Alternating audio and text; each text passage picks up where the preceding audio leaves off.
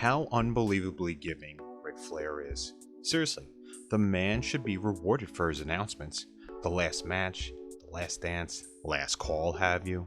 Ric Flair's retirement match has been announced, and he just did us all a favor to save money in our pockets. $34.99 was the price through Fight TV service, which could be the difference of a few people's living styles for their budget during these borderline recession times. Not only will this be Ric Flair's last match, but this will also be a tag team match where he teams with his new son-in-law Andrade El Idolo against the interesting counterparts of Double J, Jeff Jarrett, and Jay Lethal. More of the youngsters in a bit, but Jeff Jarrett is an interesting case here, with the recent announcement of being a special referee for the WWE, or World, whatever it is now, tag team titles between the Usos and Street Profits. Their 459th match this calendar year. WWE never really lets their talent go do other endeavors, wrestling-wise, but then again, is Double J really a talent there? Double J has seen his fair share of critics, but he does have his own legacy and interactions with Flair over decades. Jerry Jarrett was a staple in the business of wrestling, and the territories between him and Ric Flair intertwine on a regular basis as far as interactions go. There is history here, which makes sense. Recent Twitter events have shown the animosity between Flair and Jarrett in a way to grab intrigue. The overall question here is, why is this taking place? Since the turn of the decade, Flair has been on the forefront of a punchline due to his backstage antics and some stories that have shed some recent light on his past. We realize that some of those limousine riding, jet flying trips were from hell. This is a man that clearly doesn't care about the conclusions people have drawn on him. The craziest part about this is that WWE also has no problem promoting and even interacting with this. Double J is representing the company with this match. I am shocked that this is taking place if Nick Khan is even remotely interested or has a clue about it.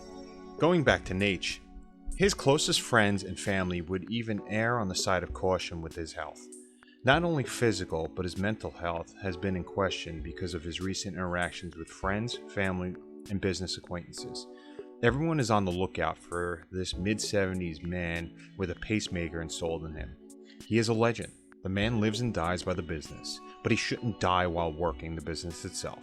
Unfortunately, there's no turning around here. Why is this match happening though? Fame, glory, money, narcissism? The answer, yes. His son-in-law, Conrad, shouldn't be to blame for this either, though. I think that Rick had an idea and was strictly against anyone talking him out of it. Conrad is only helping promote and perform as safely as possible in the most business-like sense. It makes you wonder, though, what does his family think overall? Andrade El Idolo has been booked as shit in AEW. Let's face it, the guy has had 9 managers and 4 matches in 6 months. Obviously, this is an exaggeration, but it's an understatement on how badly Tony Khan has used one of the most talented wrestlers in his company. Baseball pants aside, the guy can move and go with the best of them. It's a smart move to put side by side with Rick to hide the rust and age, but here's where the issue lies.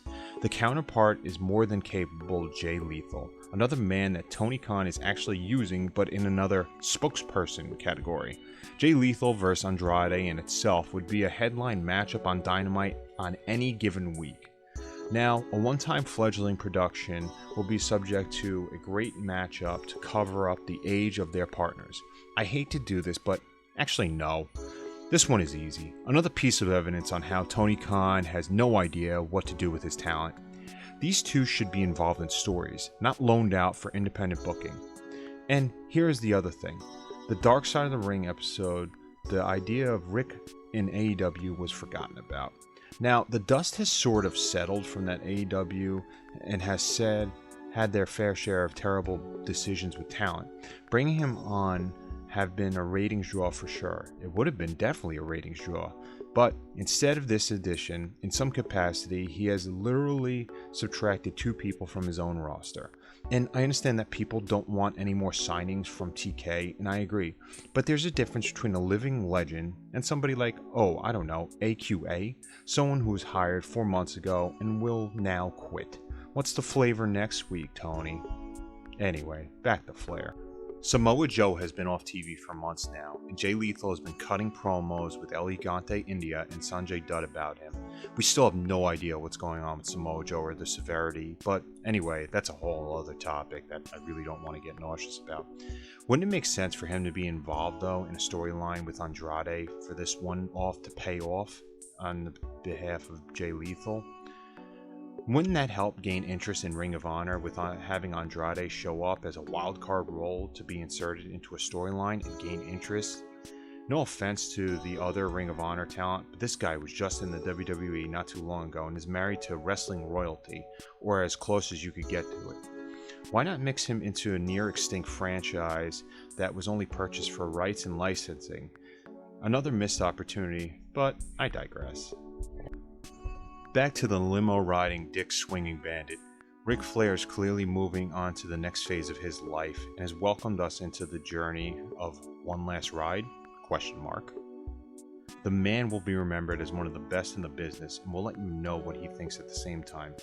Anyone that talks trash about him, and he will be the